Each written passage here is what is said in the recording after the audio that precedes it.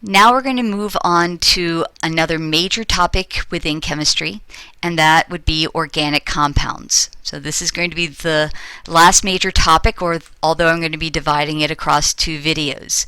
In one video, I'm going to be introducing this concept of organic compounds and talking about two major important organic compounds, carbohydrates and lipids. In the second video, I'll be discussing proteins and nucleic acids. So, organic compounds, molecules that contain carbon, and mostly organic compounds will be made up of covalent bonds. Right. Now, not every single molecule that contains carbon is an organic compound.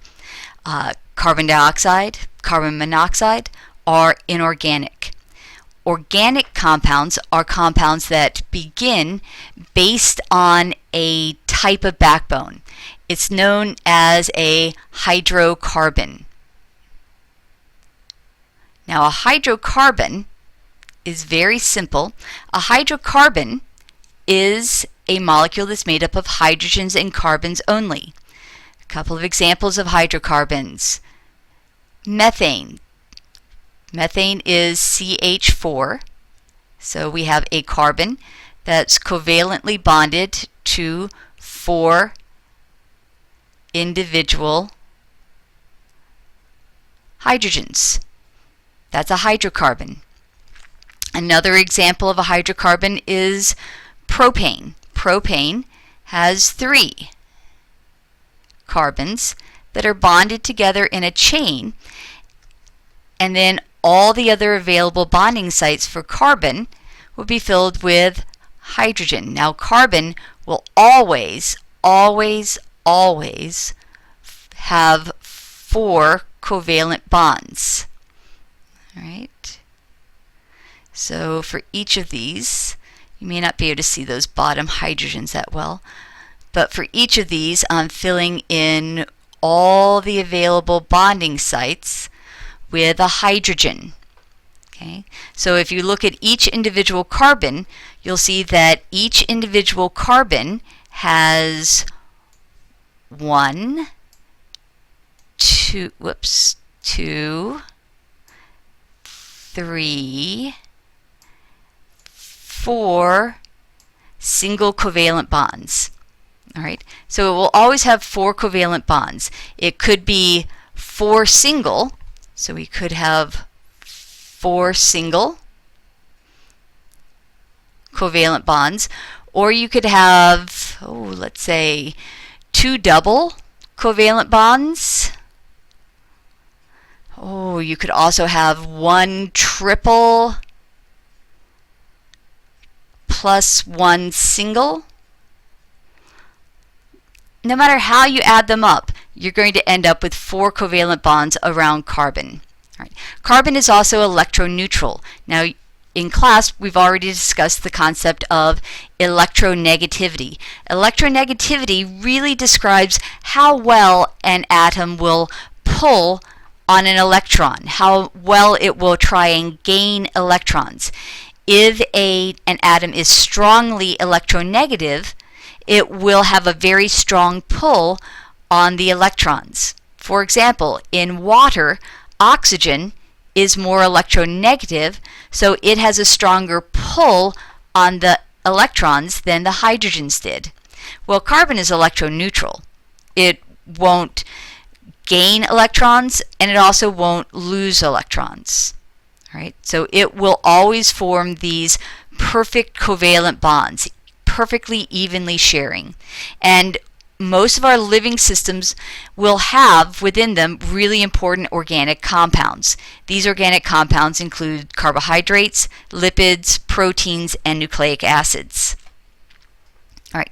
Now, these are often really large molecules. In fact, sometimes they're called organic macromolecules. But don't worry, the molecules are made up of individual subunits called monomers. So many of these very large molecules are polymers. So really all you have to do is learn a little bit about the structure of the individual monomers, the individual building blocks. Now, These organic compounds are put together by a type of chemical reaction known as a dehydration synthesis. In a dehydration synthesis, you remove water from the molecules as you're putting them together. Don't worry, we'll look at an example of this. Now, this is also a synthesis reaction.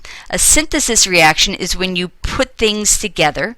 It's also anabolic. We talked about anabolic versus catabolic reactions way back in Chapter 1 when we discussed metabolism. An anabolic reaction is when you build up larger molecules.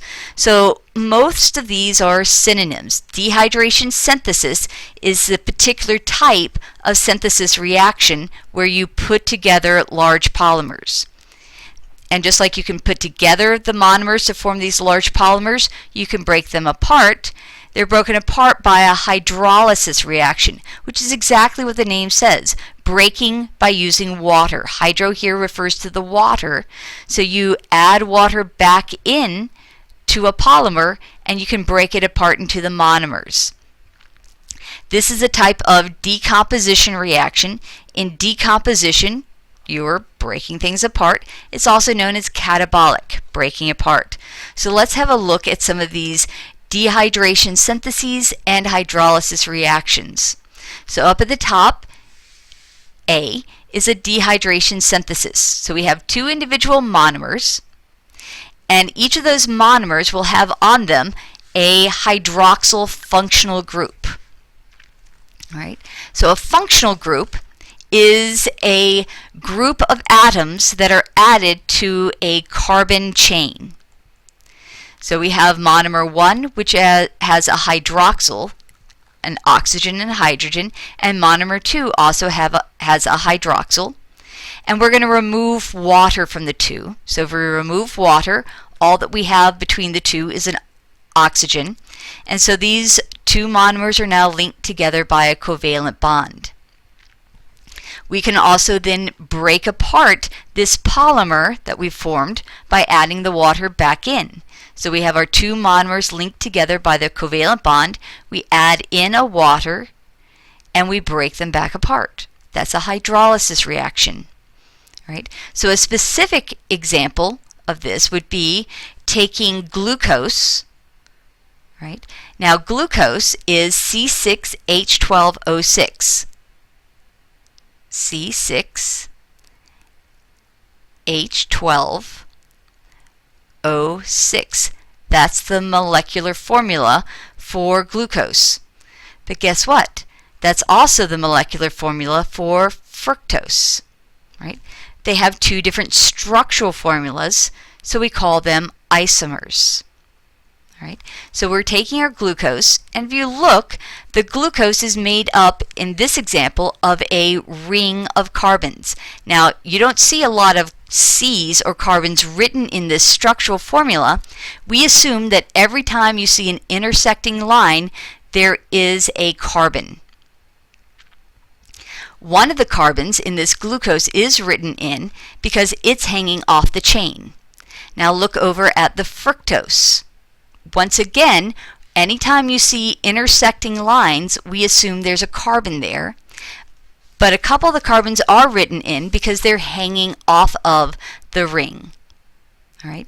Now, I said before that organic molecules are based on hydrocarbons, which are carbons linked together and then hydrogens filling in all the extra bonding positions for the carbons. Carbons will always have 4 covalent bonds, so you can have several that are bonded together and then any other available bonding site filled with hydrogen.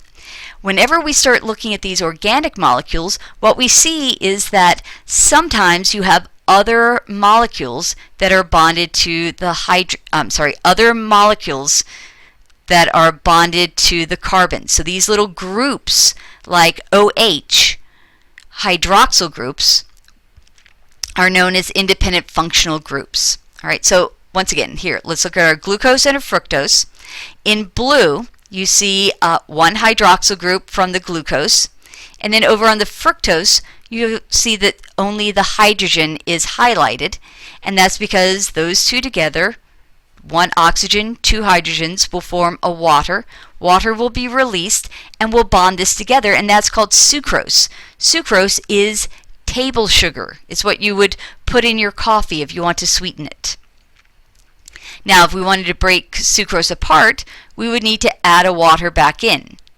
All right, and that would break it back apart into glucose and fructose. All right. So, let's look at one of our very important organic macromolecules, and that's carbohydrates. I'm sure most of you guys have heard the term carbohydrate. Right? Carbohydrates include the sugars and the starches. Right? In the human body, it also includes a very important molecule called glycogen. Carbohydrates are polymers, and they are polymers of simple sugars. So the individual monomers are sometimes called the simple sugars.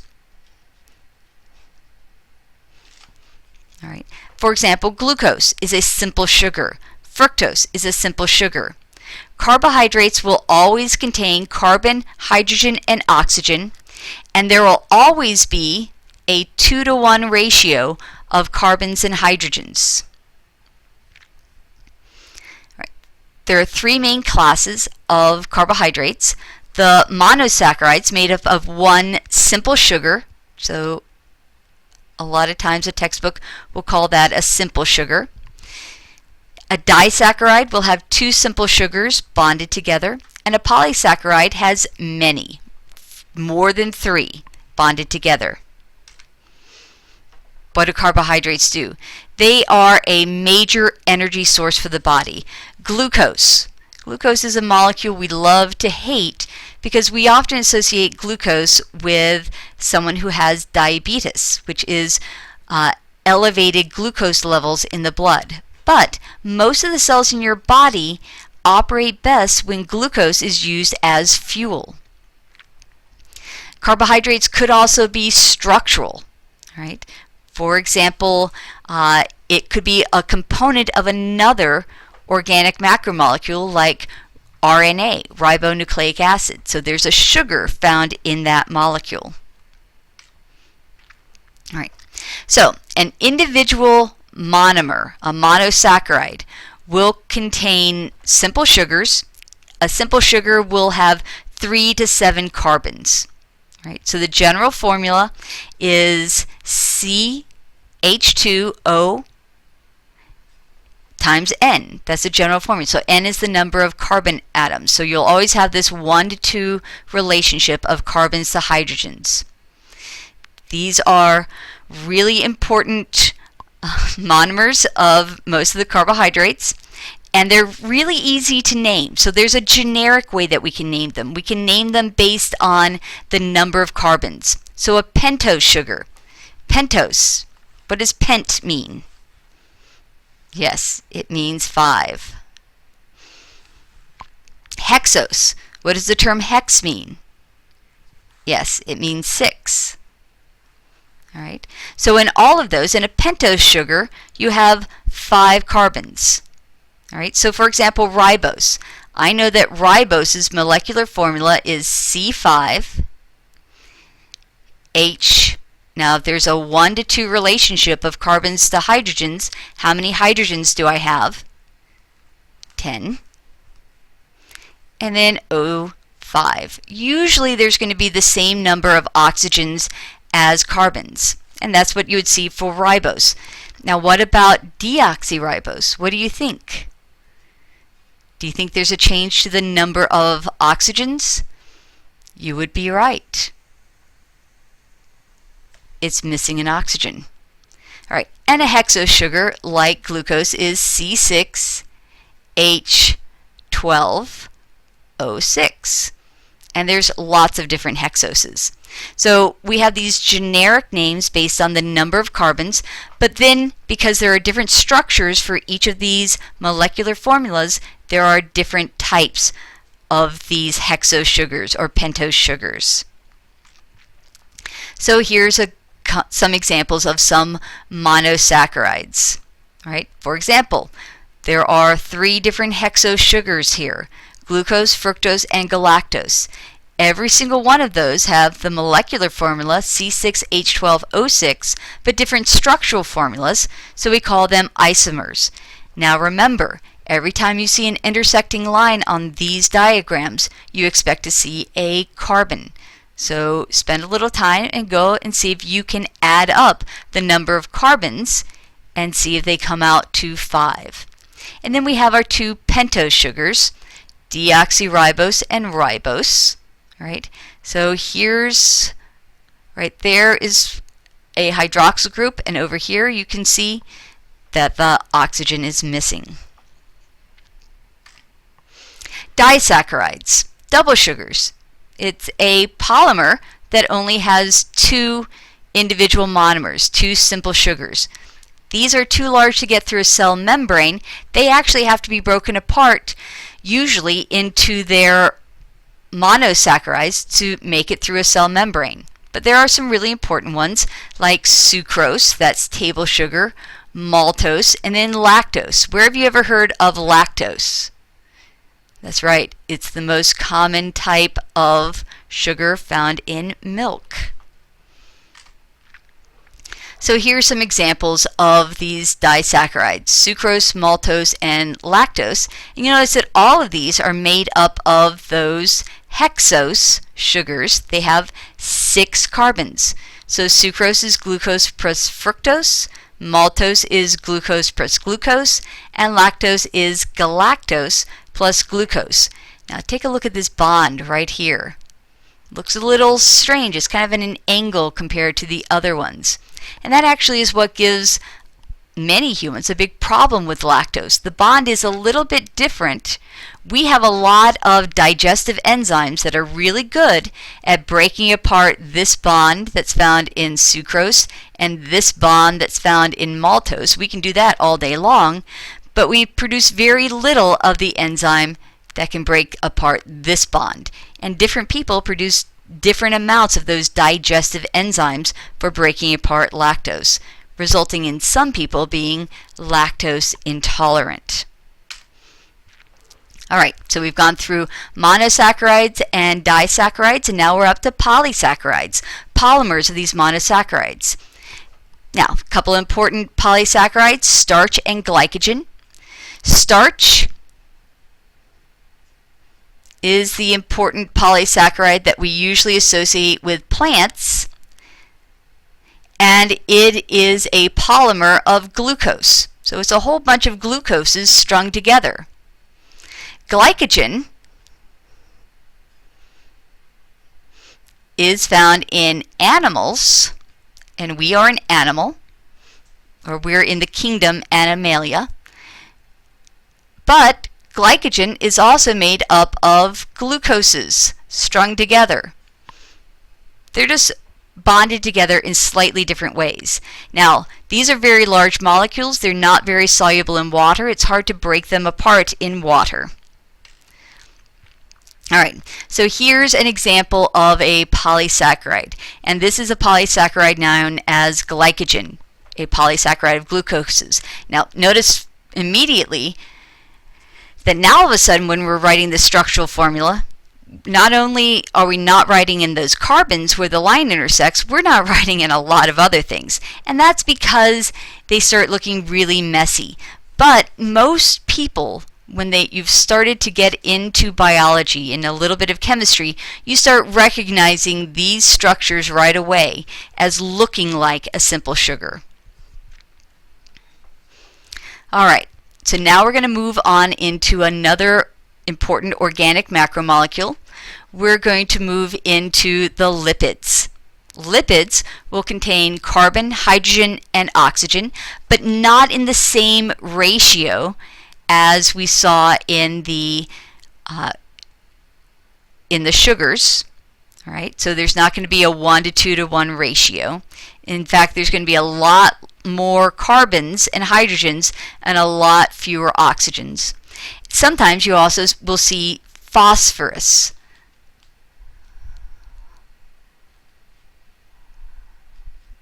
As well. All right. Lipids are insoluble in water. One type of lipid will be the fats or an oil. Oil and water don't mix. All right, so our main groups of these lipids will be triglycerides, or sometimes called the neutral fats, phospholipids, those are going to have the phosphorus, steroids, and eicosanoids. So let's begin with the triglycerides or the neutral fats.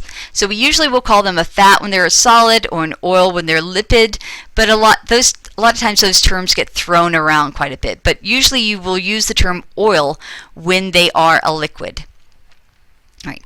Composed of 3 fatty acids bonded to a glycerol molecule. We'll see an example of those fatty acids and the glycerol molecule in the next slide. But let's first talk a little bit about their main function. Energy storage. All right.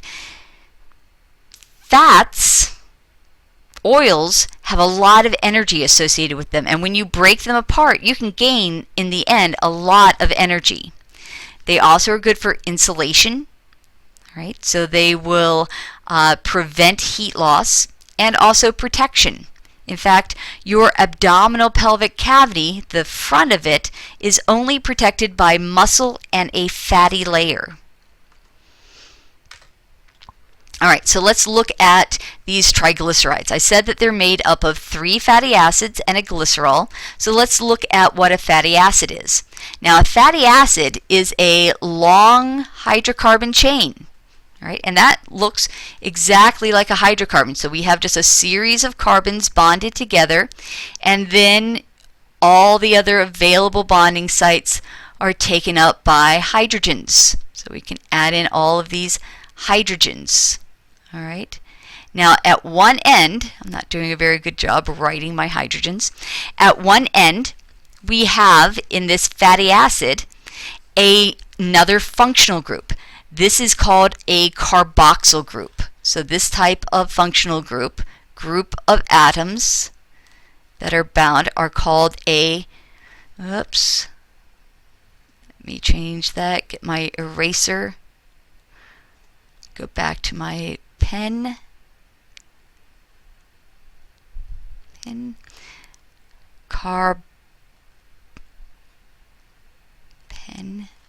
carboxyl group. Carboxyl group. Whoops, I am messing this up greatly. I am so sorry. That's what I do when I start writing something incorrectly to begin with. Carboxyl group.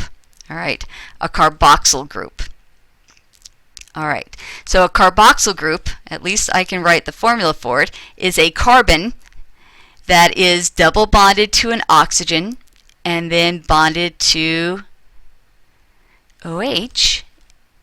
All right, so let's add up the number of bonds around that carbon. There's 1, 2, 3, 4 bonds around the carbon. So we're going to add this carboxyl group in. So I'm going to have my carbon, a double bond to an oxygen, and then a hydroxyl group. So that a carboxyl group and the rest of the long hydrocarbon chain make a fatty acid. And then that's bound to, or 3 of those are bound to a glycerol.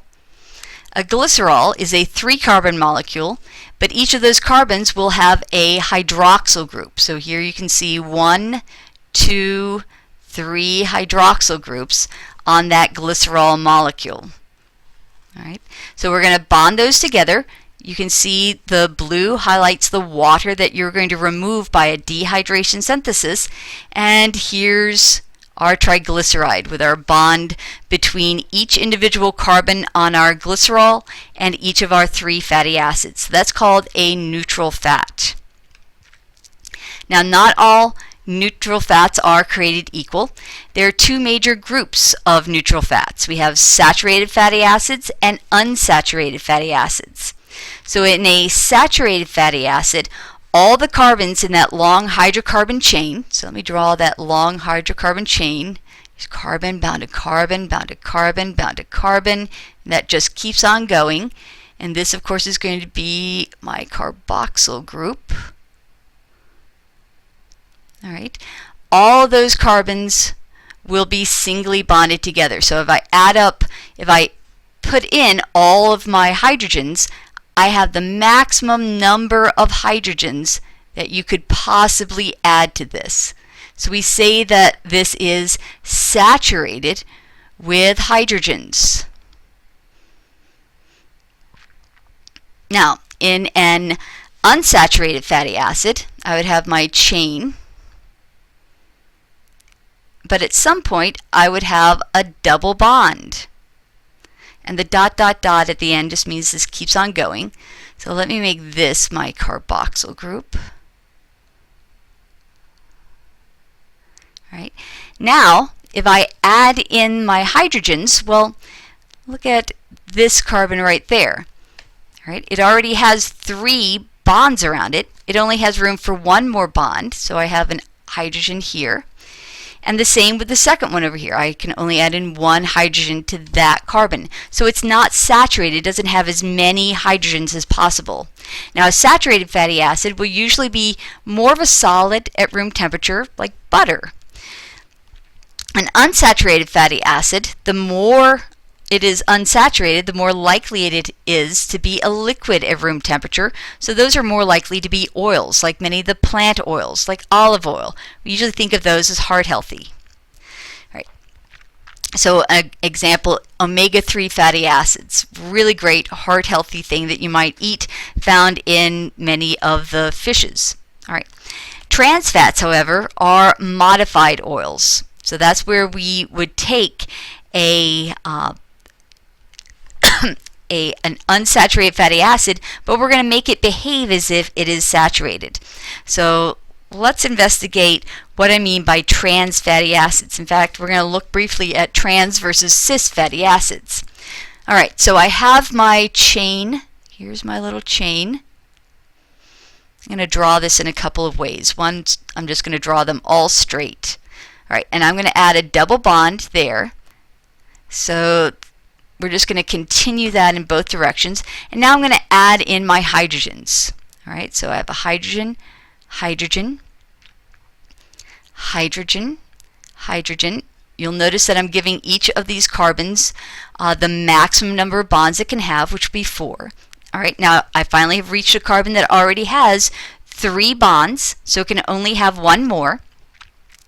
So I'm going to put this hydrogen up here. Now I go to my next carbon. If you look at it, it already has 3 bonds as well. So let me put my hydrogen up here, and then I can continue on. All right, look at the placement of those 2 hydrogens. They're on the same side. That's actually a version known as cis, because when this chain of carbons exists in nature, it will actually form a little kink in the long chain right where that double bond is, because these 2 hydrogens are on the same side. They're essentially pushing against each other. So a trans, let me draw in how a trans would look. So I'm going to put in my same number of carbons. I'm going to put a double bond here. Dot, dot, dot on either end means that it just continues on. Draw in my hydrogens. Now I finally have reached a carbon that already has 3 bonds. So I'm going to put this hydrogen over on this side of the chain. But now when I reach my next one that already has 3 bonds, I'll put my hydrogen on the other side and then keep on going. Trans means across from, so this form is known as the trans. And these 2 hydrogens will balance each other out, so in nature this will form a straight chain. All right. So anytime you start seeing a lot of double bonds with cis, it will form these kinks, these little kinks in the chain, and that's going to move those molecules farther apart. They're going to be more like a liquid at room temperature. They're going to be an oil. When they are straight, they are going to behave a lot more like a saturated fat. So trans fatty acids are at least as bad for you as animal fats, as solids. Now, here's another form of these fats. This is known as a phospholipid. Phospholipids are sort of like triglycerides. You still have a glycerol. We still have two fatty acids, but instead of that third fatty acid, we now have a phosphorus-containing group. And this phosphorus-containing group will be a very polar molecule. Right? So this means that our head and our tail region have very different chemical properties. Right? And we'll look at the head versus the tail region in a figure on the next slide. This is going to be really important, especially in the cell membrane. Right? So here's a typical example of a phospholipid. Here we see our fatty acids. We often call these tail regions because they're long and tail-like. And fatty acids are very non-polar. They are pure covalently bonded for the most part. Right? Perfect even sharing of the electrons. If there's perfectly even sharing of the electrons, they're not going to be very attracted to water because water is a polar molecule. Then we have our glycerol backbone, and now we have our phosphorus-containing head that's added into our third carbon instead of a fatty acid. And notice a few things. Here we see an area with lots of oxygens. That's actually the phosphorus group. But then we have an area with a nitrogen. Nitrogens are very similar. They also will be a little bit polar. So we have a lot of polar groups. These are strongly attracted to water. So the phosphorus group loves water. The phosphorus area loves water. The fatty acid portion hates water. This is a dual-natured molecule. One portion loves water, one portion hates water. It's actually a type of molecule. I'm going to give you a big word here, but we're going to work our way through the word. It's called amphi, A-M-P-H-I,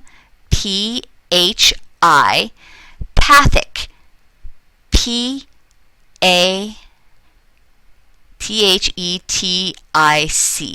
amphipathic. Let's break this word apart. Let's begin with the root of the word.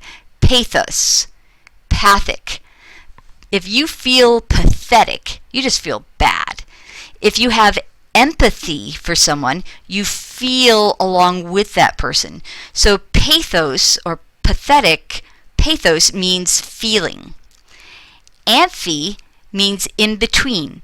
Have any of you guys heard of something called an amphibian? What are some types of amphibians? Frogs, salamanders.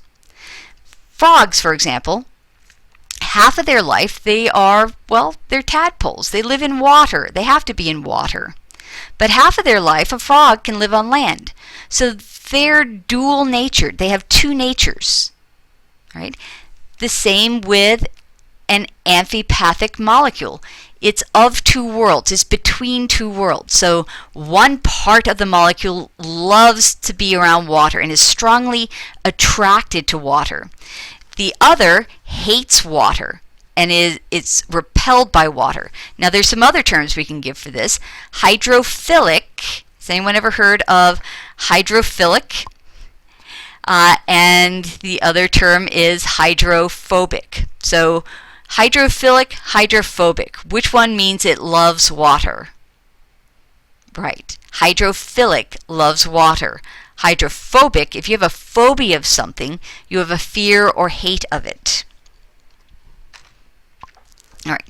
So we've looked at our triglycerides. We've looked at our phospholipids. And now we're going to look at steroids. Again, a type of a lipid, but it's a very unusual looking lipid. It doesn't look like a triglyceride, or it doesn't look like a phospholipid.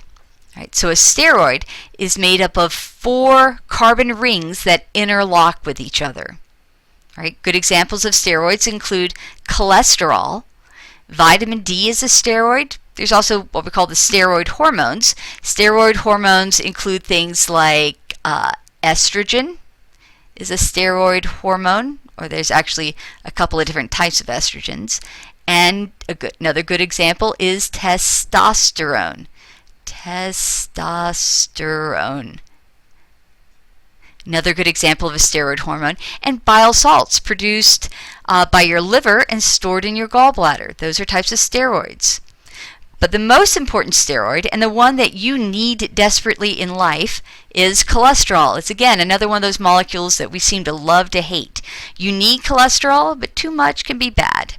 So cholesterol is found in cell membranes. You need cholesterol in order to make vitamin D. Cholesterol will become all the different types of steroid hormones, like cholesterol will become estrogen. Cholesterol will become testosterone. And cholesterol is important for making bile salts. So most of these types of steroids are made from cholesterol. So let's look at a steroid. All right. So this is cholesterol. Steroids are made up of 4 interlocking carbon rings. 1, 2, 3, 4. And they always will have this same basic structure. What will change will be these functional groups that are found off of the ring. So a functional group is any group of atoms or any part of a molecule that's added to our carbon backbone. All right, so we're going to end there for now, and the next tape will begin with the proteins.